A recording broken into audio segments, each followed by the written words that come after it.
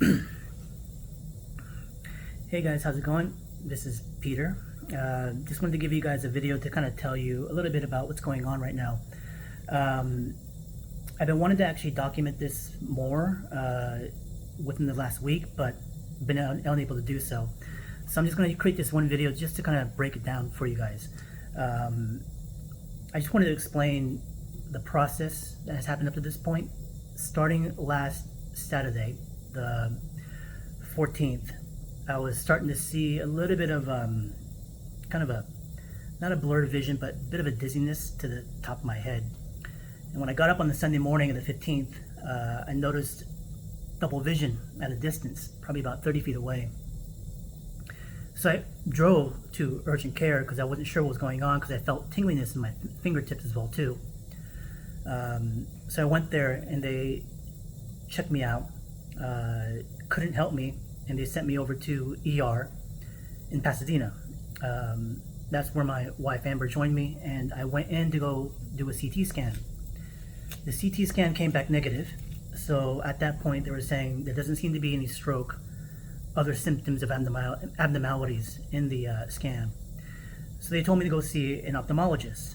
So on the Monday when I got up, at that point my vision was still relatively clear, fairly up close. And when I got up on Monday, I noticed that from within a foot to where my hand is, things were now double vision up to that point. And it was really hard for me to focus. The numbness and tingliness had spread to my chest, down to a little bit of my toes. So obviously I was very concerned, wasn't sure what was going on. So I actually, on that Monday, went over to the optician in Pasadena, and they checked my eyes and everything, and the eyes seemed to be okay, but there was limited movement in terms of my movement of eyes. They said this is a neurological issue, so they sent me over to the LA Medical Hospital. So I went there, ER, right afterwards,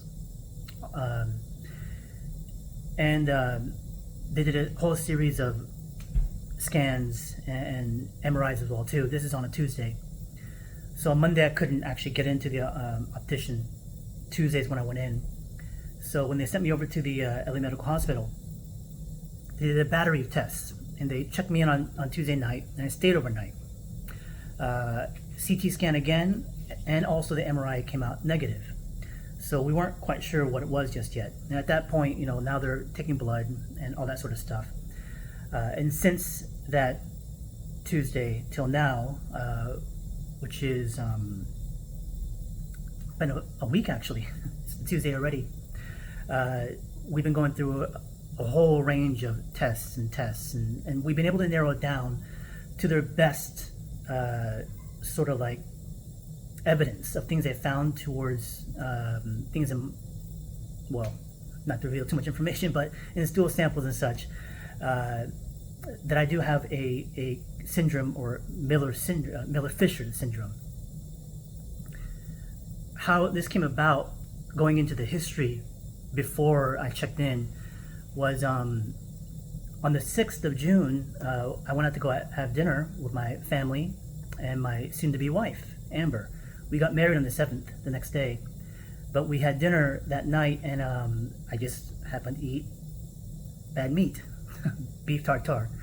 That very night I felt pretty down, fever, cold sweats, churning stomach, and I went about my days, the several days afterwards, with all the busyness of things that we're trying to do, backyard weddings, running the classes, trying to manage all the other stuff that's going on. And I kind of got over the stomach virus, which I knew I had, and it seemed to be okay for a couple of days, but then that's when the 15th hit, when I noticed this. Now I didn't put the two things together. So back over here now to LA Medical Center, when they tested stool samples, they were able to find a certain bacterium in there, which is linked to Miller-Fisher syndrome. Miller-Fisher's is rare. Supposedly, reading about it, it's about 1 in 2 out of 1 million people. It's a subset of Guillain-Barré, a variant of it. And basically, I still have, up to this point, a week in, double vision, numbness, difficulty swallowing a little bit, obviously the hoarseness of the voice. Students all know, and I wanted to kind of explain this in the sense that, classes have been basically halted. People have been asking quite a bit about like, oh, when's the next round of classes coming up and such. I'm planning to take a break, probably for the next couple months. I wanted to make this video to make sure people understood what's going on. I haven't been posting, I haven't really told anybody except for family. Recovery time at this point could be between 2 to 6 months, unknown, to individual people. I did go through a treatment of IVIG. That's kind of their best way to combat this situation. It's an infusion of donor antigens to basically calm down my autoimmune response. So with the viral infection in my stomach, it triggered Miller-Fishers. So it started attacking my nerves and optical center areas. So we have to basically somehow find a way to calm everything down in my body. So this recovery time could take quite a while. At this point, I can still walk, I can still feel, but I have a very difficult time drawing, talking as well too. And I can see out of each eye, but with 2 eyes, I still get double vision, and it's quite difficult to focus on things. So in any case, I plan to document more of this as we go along. Hopefully in the next coming weeks. I kind of want to just keep track of how things are going, update people.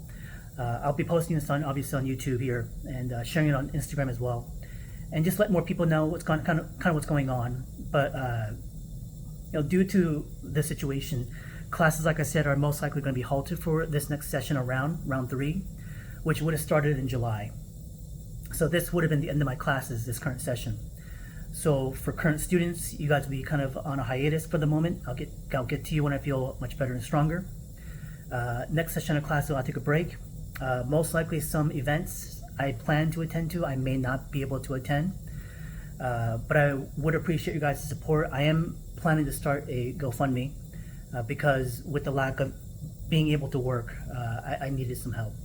So it's not something I would typically ask for, but this situation is something that, of course, unpredictable, and one I've never faced before health-wise. So something like this scared me quite a bit due to my own past history of my family and such.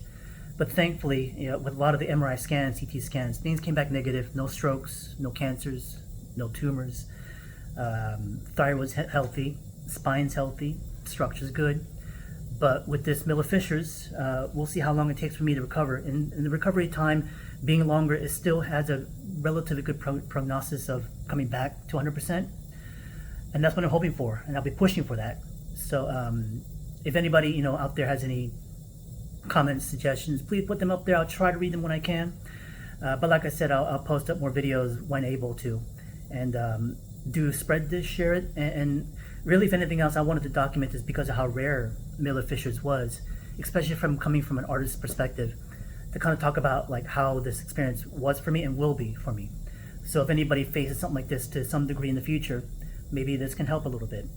But I appreciate you guys' time and always your support, and we'll hopefully talk more soon, and catch you next time.